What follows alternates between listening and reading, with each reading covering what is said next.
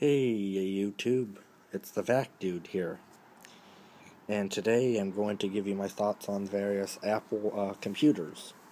I'm going to first start out with laptops. What do we got going for laptops? Well, we have three options that Apple's done. We have the MacBook Pro, and the MacBook Air. They're all a little bit different. Okay, MacBook is targeted at the consumer market. Pro is targeted at the professional market, although consumers buy MacBook Pros too, and then you got the sub-notebook MacBook Air. Over any of these, I would prefer both the Pro and the MacBook to the Air because both of those offer greater expandability, optical drives, every single port you can think of, and of course you obviously have some weight to factor in, but the Air is not my thing. I don't care for the MacBook Air because you don't get any ports, or very few ports. You don't get an optical drive, and it doesn't feel like you're holding anything really. It feels really lightweight, and that's the thing. It's good for some people, but me, I want to be able to put in a CD or burn a DVD or something like that. I want to be able to have my optical drive. I mean, I don't care if the machine is slightly weighs, a little bit. I want to have the functionality of an optical drive, and that's what the Air is lacking. Actually, I think that's what all Macs are starting to lack now. I'm noticing iMacs are beginning to lack this. Mac Minis, MacBook Pros. I think the only one that's got an optical drive in it's a Mac Pro. You won't be seeing optical drives in iMacs anymore either. I don't know if Apple's still going to continue to sell the current generation iMac with the optical drive in it, or what, but I'm pretty sure Apple's going to continue to sell the current gen MacBook Pro along with the thinner MacBook Pro with a Retina display. There's no more 17-inch MacBook Pro. Desktops, we have three different desktops actually we can choose from. We have the iMac, we have the Mac Pro, which is the most expensive Mac, and then we have the most affordable Mac is the Mac Mini. The Mac Mini it's great because you could hook up just about anything. So if you say you're transferring over from a PC, you keep your mouse, keyboard, and your monitor, or just your monitor, and you can actually buy an Apple keyboard and a mouse.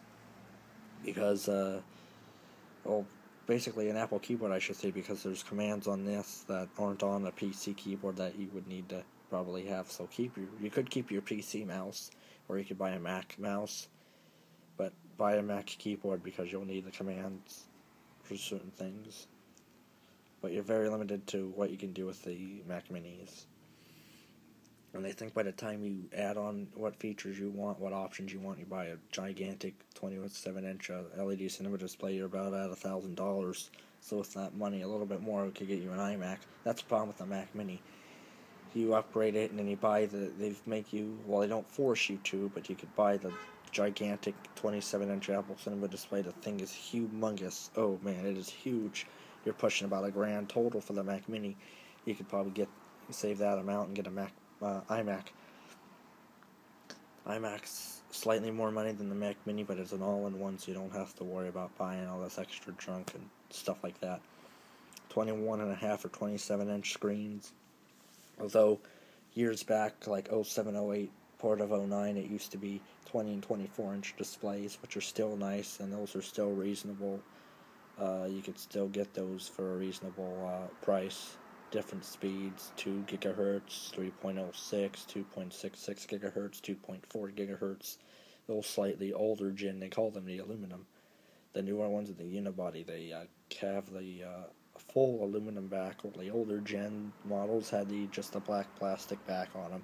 I mean, I think it looks good. I don't really care for the unibody iMacs. I mean, I know the screen's slightly larger on them and they're slightly faster, but I prefer the slightly older gen models, the mid-2007 and up, because they're slightly less money, and they'll do just about everything the newer gen iMacs can. And they look good too. I like the black backing. And I don't care for the aluminum because if you bump it up against the wall or something, it scratches easy. The black plastic doesn't do that. The most expensive Mac you can get is a Mac Pro. Those start at, I believe, 8 cores, $24.99. I think it's like $29.99 or $32.99. That's pushing $3,000 or so for a 12-core Mac Pro, and these things are awesome. Brand new. That's a brand new Mac Pro.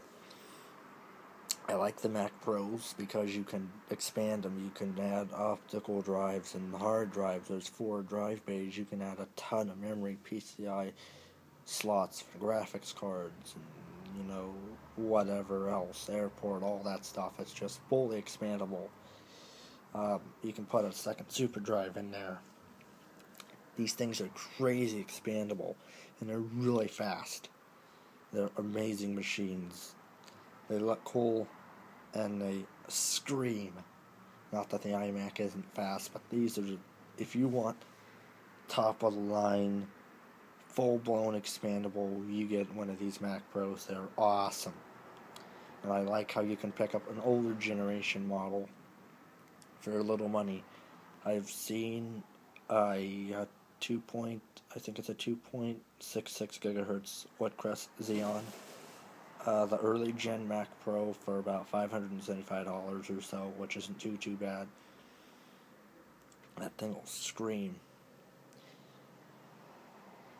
and it'll look good. People actually have confused this for a G5 Power Mac because they're so similar. Although there's some differences. You have FireWire 400 and 800 on the front of the Mac Pro. The obvious giveaway is the dual optical drive bays. The G5 Power Mac just had one. And another obvious giveaway is the FireWire 400 and 800 USB ports.